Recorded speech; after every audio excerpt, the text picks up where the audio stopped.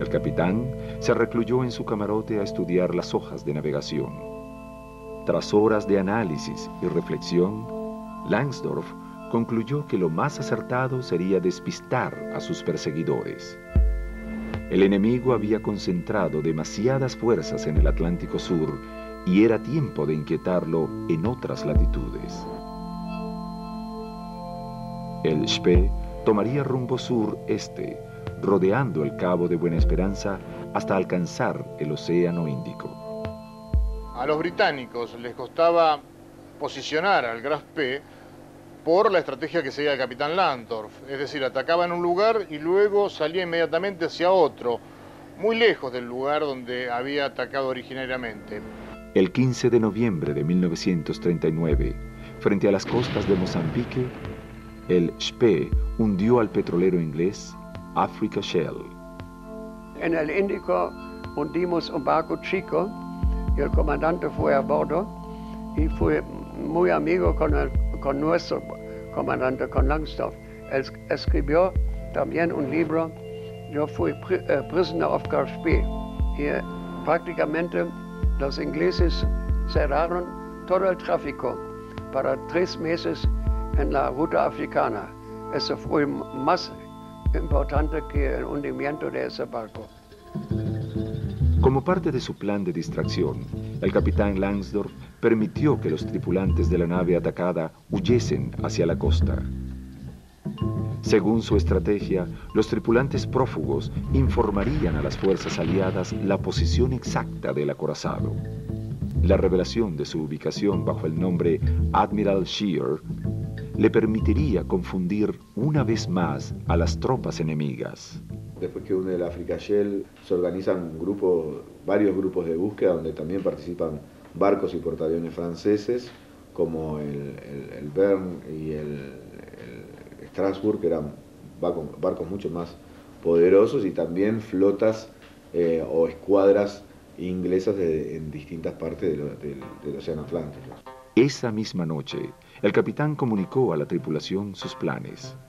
Regresarían al Río de la Plata, donde, según datos de inteligencia, zarparía un importante convoy británico de carga. Luego, sí, volverían a la patria. El 2 de diciembre de 1939, el Spee interceptó sobre la ruta Ciudad del Cabo-Santa Elena al Doric Star, carguero de más de 10.000 toneladas que se dirigía a Inglaterra proveniente de Nueva Zelanda y Australia. El Graf Spee vino con una bandera francesa y ellos pensaron que nosotros somos francés, un barco francés, y aceleramos hasta 400 metros más o menos, y entonces cambiamos la bandera en la bandera alemana y mandamos al mismo tiempo un bote donde un oficial sacó los papeles del barco y cerramos oficina para mensajes. Antes de que el barco fuera asaltado, su telegrafista alcanzó a radiar una señal con las coordenadas exactas de la embarcación. Y cuando ellos dieron mensajes, entonces tiró el Graf Spee a pero lamentablemente con cañón chiquito y bajo fuego dieron su mensaje donde fueron hundidos. El pedido de auxilio fue retransmitido por diversas embarcaciones comerciales hasta llegar a oídos del capitán Harwood, cuyos navíos continuaban buscando a los acorazados alemanes que tantas pérdidas habían infringido a Inglaterra. Ellos estaban explorando en la entrada al Río de la Plata, es decir, patrullando en espera de que apareciera el barco, como estaban otros patrullando otra zona. Por las informaciones recibidas, podría tratarse del Deutschland o del Graf Spee.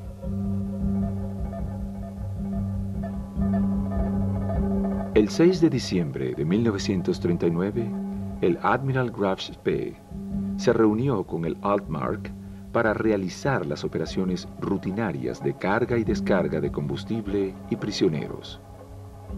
Por la noche, un barco no identificado cruzó silenciosamente su camino. Pocos días más tarde, el 13 de diciembre de 1939, en la desembocadura del Río de la Plata, los vigías del Spee divisaron dos antenas en el horizonte. Inmediatamente, la tripulación se preparó para un abordaje de rutina. Se trataba aparentemente de un gran buque comercial con bandera inglesa. A las 6 de la mañana tocaban los de alarma y cada uno a su puesto, ¿no? Cuando el Spee se acercó a la embarcación, Langsdorff comprendió que se trataba de una trampa. Lo que habían divisado en el horizonte no era un buque comercial, sino un buque de guerra de la Fuerza G.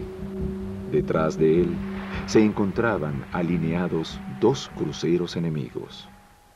En realidad, vio después el comandante y el oficial de artillería que fueron 3 cruceros, pero no podíamos evitar la batalla. No pudimos escapar, porque los cruceros son más rápidos que nosotros. Esa identificación plena, tardía, ya obligó que el inicio del combate estaba funcionando en una distancia en que los ingleses estaban dentro del alcance de todos sus cañones. Estos, si bien tenían menos calibre, tenían mayor velocidad de disparo, lo cual el peso de la andanada inglesa era bastante mayor que la propia andanada del Spee, en cantidad de toneladas de explosivos volando, cruzándose en el aire. Al parecer, Henry Harwood había encontrado la manera de atrapar al Spee, aunque el misterio de cómo lo habría logrado aún hoy continúa siendo un enigma.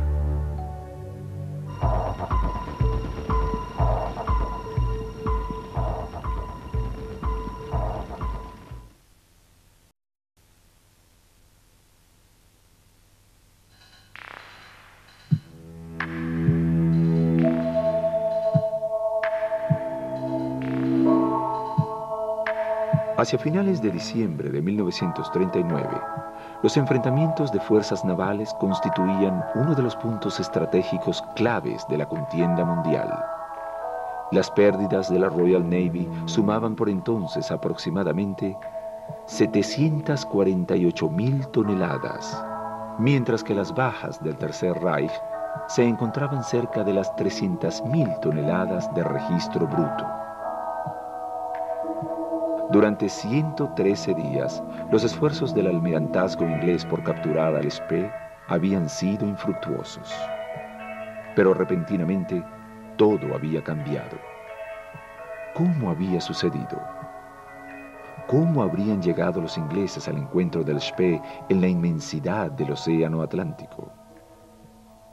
Hay una pobre inteligencia alemana y una excelente inteligencia inglesa.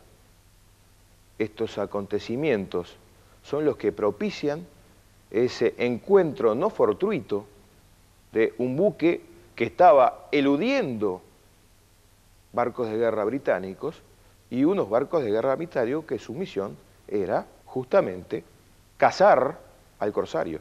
No sabían exactamente en qué posición o cuándo aparecería el barco, inclusive según las declaraciones de algunos tripulantes al principio, cuando les informaron que se trataba del Spee, no lo creyeron. Recién después, cuando pudieron identificar plenamente la torre de combate y a su vez el Spee realiza los primeros disparos, se ve que se trata de un barco con artillería muy pesada.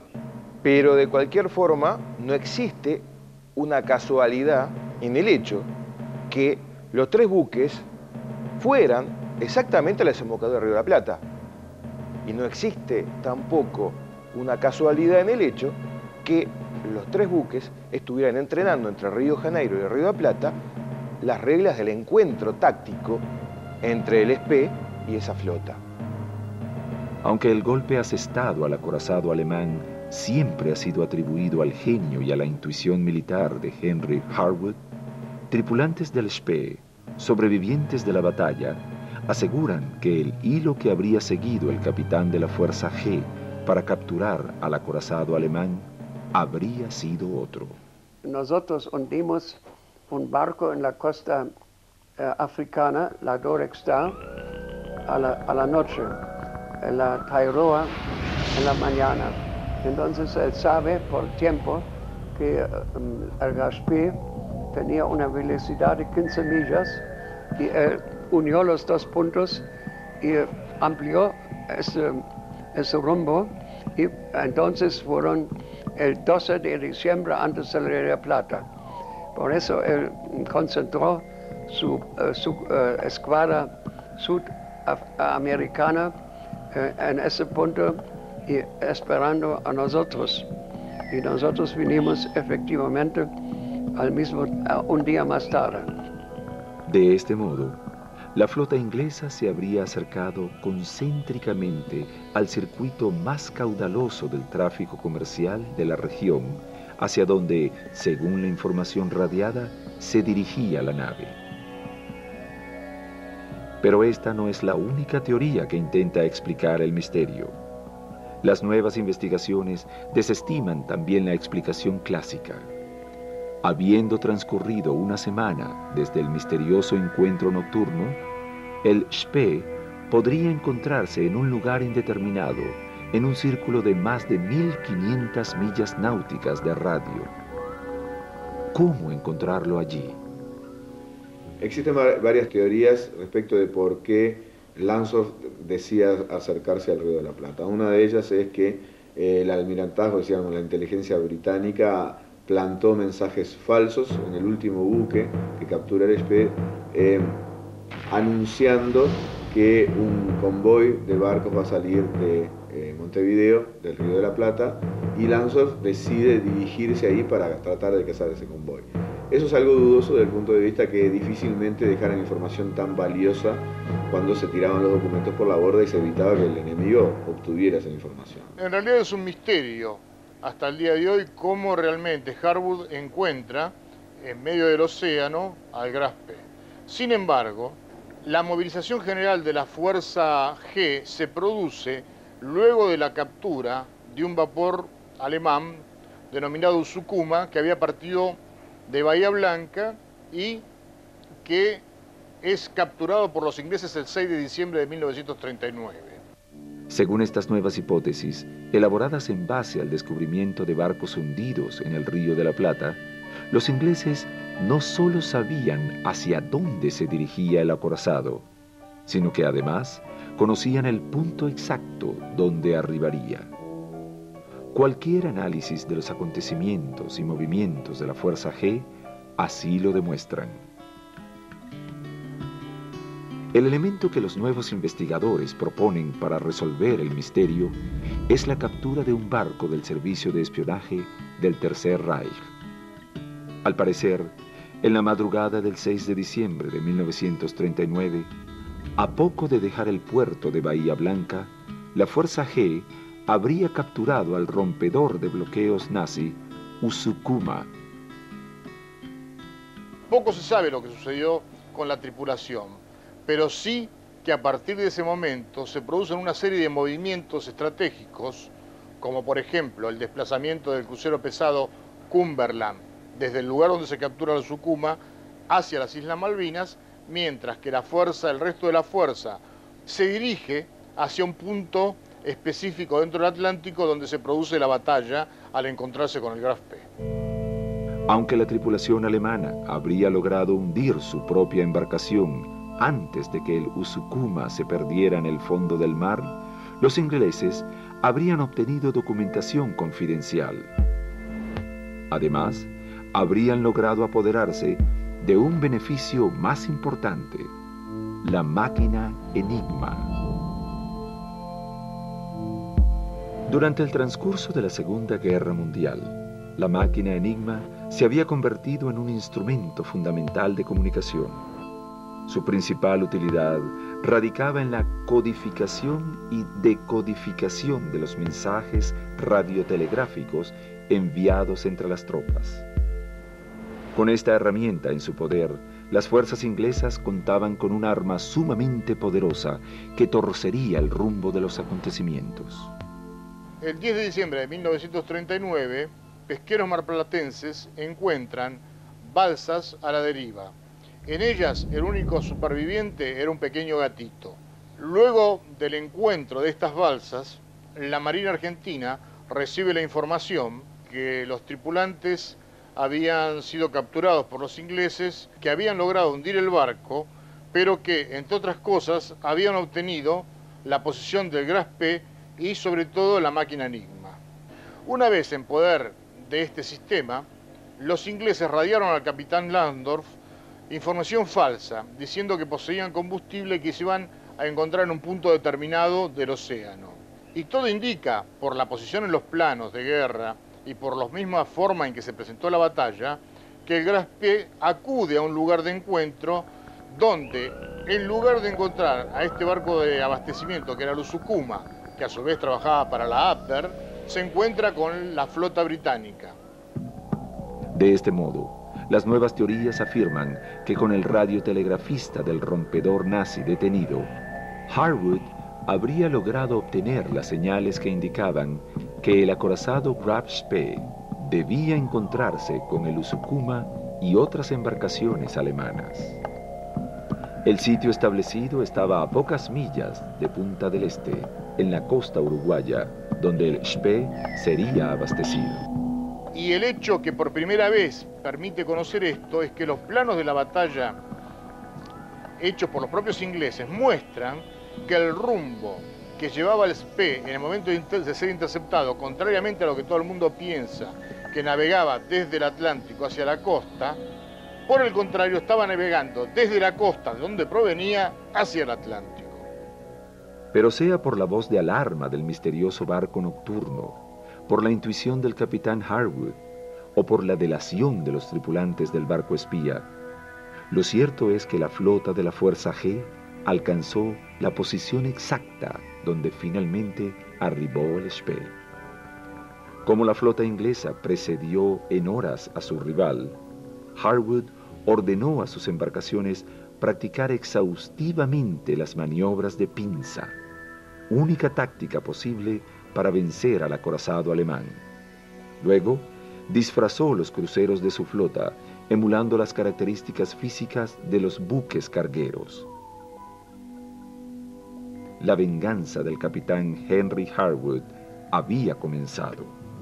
La táctica inglesa es tratar de alcanzar al barco, dañarlo de manera decisiva, de tal manera de que disminuya su velocidad y lograr seguirlo hasta que aparezcan los hermanos mayores que lo terminen de rematar. Eso considero que Langsdorff lo tenía claro y que en cierta forma no había escapatoria. La noche del 12 de diciembre de 1939, los tripulantes del Graf Spee permanecieron al acecho de embarcaciones enemigas en el punto máximo de concentración del tráfico mercantil del Río de la Plata. Aunque llevaba rumbo oeste, la ausencia de tráfico obligó a la nave a virar y tomar rumbo opuesto. A las 5:56 horas del 13 de diciembre de 1939, un vigía de control del barco alemán informó la visión de 2 puntas de mástil en el horizonte. Un instante más tarde, el resplandor de la aurora interrumpió su visibilidad. El capitán Langsdorff ordenó mantener el rumbo, confiando en que se trataba de naves en tránsito comercial a quienes podrían dar caza.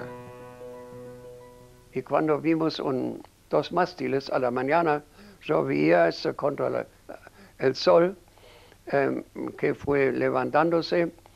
El comandante pensó que era el crucero Ajax, que sabíamos que fue protegiendo los barcos antes del Río Plata.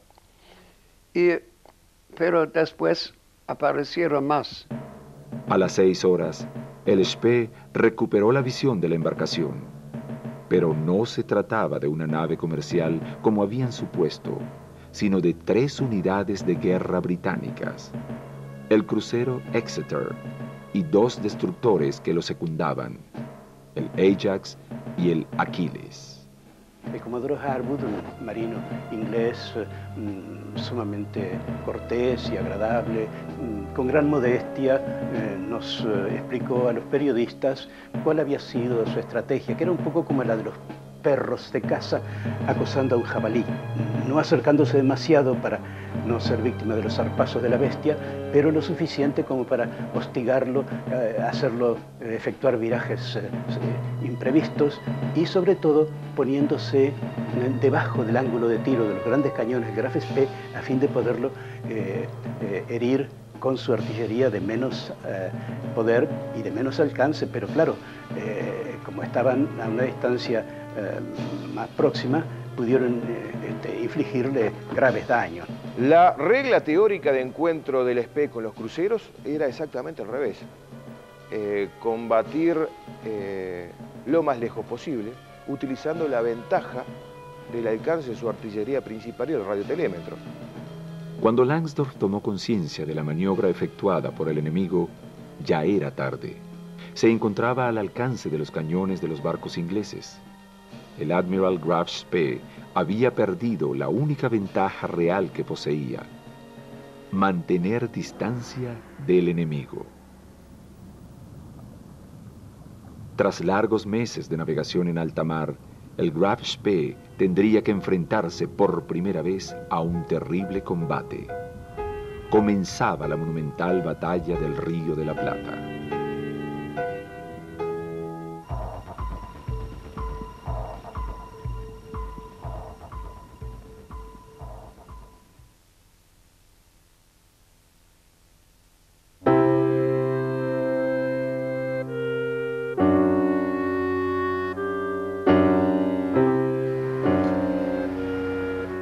La madrugada del 13 de diciembre de 1939, los cañones del Admiral Graf Spee abrieron fuego sobre el crucero inglés Exeter, iniciando el primer enfrentamiento naval de la Segunda Guerra Mundial en Sudamérica. A las 6:17 de la mañana, la artillería germana detonó ininterrumpidamente con bravura sobre el crucero inglés. Langsdorff sabía que sus granadas, las granadas del Exeter, traspasaban la coraza y que podían alcanzar partes vitales del barco. En cambio, sabía que los cruceros livianos, bueno, tenía que cuidarse de los torpedos, pero no eran rivales tan peligrosos. La respuesta aliada no se hizo esperar. El Exeter devolvió las descargas con rapidez. Siempre tiene que esquivar por los torpedos. Más o menos 16. Una vez vino